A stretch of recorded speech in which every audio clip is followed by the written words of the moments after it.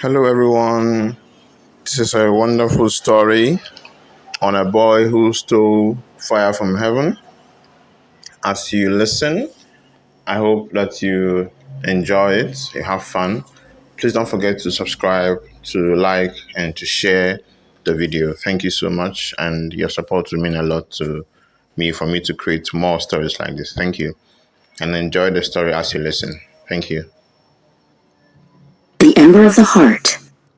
In the land of the great baobab, the earth had forgotten the taste of rain.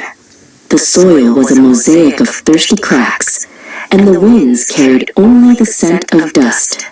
The elders whispered of the sky gods who hoarded the sun forge, the source of all warmth and life. In a world where the gods turned their backs, the villagers learned a heavy truth. Sometimes the greatest rebellion is an act of love. Kendi's grandmother, Nala, lay on a mat of woven grass, her breath as thin as a morning mist. She had given her last drop of water to Kendi days ago. Her eyes, once bright like polished obsidian, were fading. Kendi held her hand, feeling the chill of the coming shadow. He knew then that he would not wait for the gods to show mercy. He would go and take it. The forbidden mountain pierced the clouds like a jagged spear of indigo stone. No mortal had ever climbed its heights and returned. Kendi began his ascent as the moon rose, his small hands gripping the sharp rocks. He did not look back at the village below, for the weight of their survival was the only thing keeping him from falling. Above the clouds, the air turned to liquid gold. Kendi reached the summit and found the gates of the sky realm, massive pillars of white marble carved with the history of the stars. He hid behind a pillar as the great sun forge hummed in the distance, a roar like 1,000 lions breathing in unison.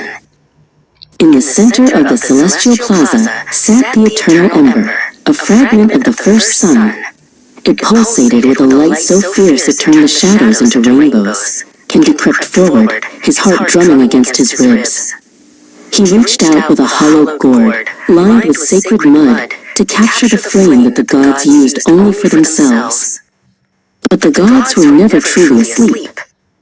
From the shimmering air emerged Okoro, the sky sentinel, a warrior with skin like burnished copper and wings made of trapped lightning. "Thief!" the sentinel roared, his voice shaking the foundations of the heavens. He raised a spear of pure light, ready to strike down the mortal who dared to touch the divine. Kendi did not fight. He ran. He jumped from the edge of the sky realm, plunging back toward the world of men. As he fell through the freezing clouds, he wrapped his body around the gourd, protecting the ember with his own skin. The wind screamed, and the sky sentinel dived after him, a streak of blue fire in the darkening sky. High above on his throne of thunder, Oloran, the king of the sky, watched the chase with narrowed eyes. He was the master of the storms and the keeper of the balance. Angered by the theft, he raised his hand to summon the eternal storms, intending to wash away the village and the boy who had dared to defy the divine order. Kendi hit the ground near the village well, bruised but unbroken. He uncorked the gourd, and the eternal ember flew into the dry earth. Instantly, the ground groaned and the first steam began to rise. Kendi's mother, Zola, ran to him, her eyes wide with terror and hope, as the sky turned black with the promised rain. The storms came, but they were not the destruction Oloran intended. The heat of the ember met the cold of the god's wrath, turning the skyfire into a gentle, life-giving rain that lasted for 7 days. Kendi sat by the hearth of his home, the village saved, and his grandmother's fever broken. He had stolen from the gods, but in the warmth of the fire, he knew that love was the only law that truly mattered.